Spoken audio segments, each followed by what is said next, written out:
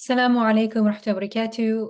Everyone, I have to make this video because it has been extremely disheartening for me to read comments on one of our recent reels. I find it heartbreaking that so many people are so quick to jump to conclusions and judgments about somebody who they do not know at all. My wish is for our ummah to approach others with an eye of mercy and compassion rather than spewing judgmental vitriol. Because of these comments, I feel that it's extremely necessary to expound upon the intention and the philosophy behind And She Thrived. First of all, divorce is an extremely traumatic experience, an experience that only other divorced people can relate to. And I'll use the swimming analogy that one can read 100 books on swimming, but unless he or she actually gets into the water and tries to swim, they will never know what it's like. And divorce can be absolutely debilitating. It's like your whole life is scooped up and flung in 1,000 directions. It can leave one feeling bewildered, hurting, and depressed.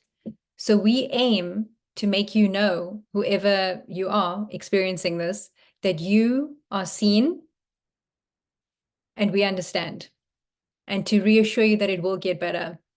The acute pain that you are feeling will eventually pass. You will heal, your children will heal, and you will look back and think, wow, I learned so much from that experience. Secondly, the hurt, pain, loss, and grief can fade quickly, or it can last for years and years. And it's dependent on how much work you put into yourself and how serious you are about letting go. We hope that our content provides education on how to do so gracefully.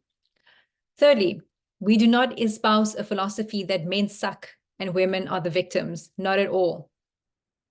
And I have to mention this because there've been these accusations of, oh, feminism, not at all. Both men and women can be narcissists. Both men and women can be victims. Both men and women can be abusers. We hope that if you have been a victim, you heal and grow. We hope that if you have been a perpetrator, an abuser, or a narcissist, you reflect on your history, acknowledge it, repair, and carve a new way forward. And I want to add something here too. We don't automatically just jump to the side of the woman. I want to make that very clear.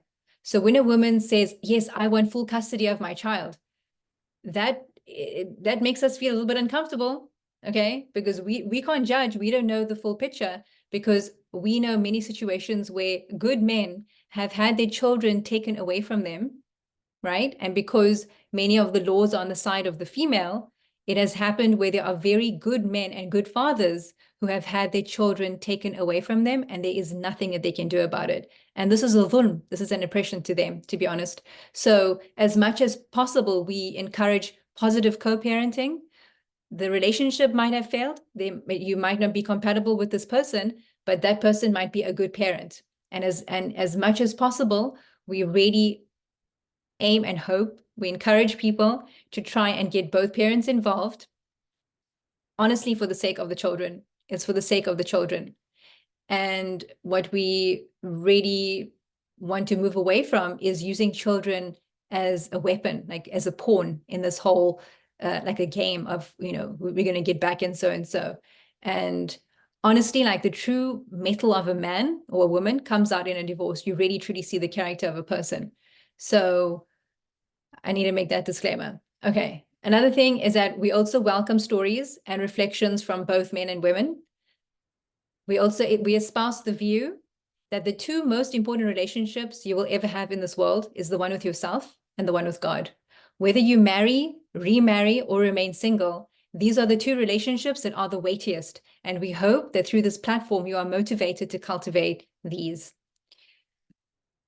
6, it is evident that we are in an international marriage crisis. People cannot get married, and couples who are married, many are extremely unhappy. Our hope and dua is that we create a community that is more God-centered and self-aware, that makes better choices, has better relationships, and ultimately builds families that are based on love and kindness. 7, marriage is supposed to be a place where one feels safe, loved, and respected. There should be moments of joy and pleasure. And this goes both ways. One should not feel afraid, sad, or lonely in a marriage. That you don't have to accept that as your lot in life. 8, if you have a story to share, please contact us. If you are a professional who is dedicated to addressing this issue of marriages falling apart, please also contact us. We'd love to have a discussion. And lastly, to our audience, please let us know what topics you would like to hear about. Apart from the podcast, would you be interested in having an online dhikr circle where we get together with some mindfulness and remember Allah and say certain names? And also, would you be interested in in-person wellness retreats? So we want to hear from you. You could either email us or you could message us through Instagram.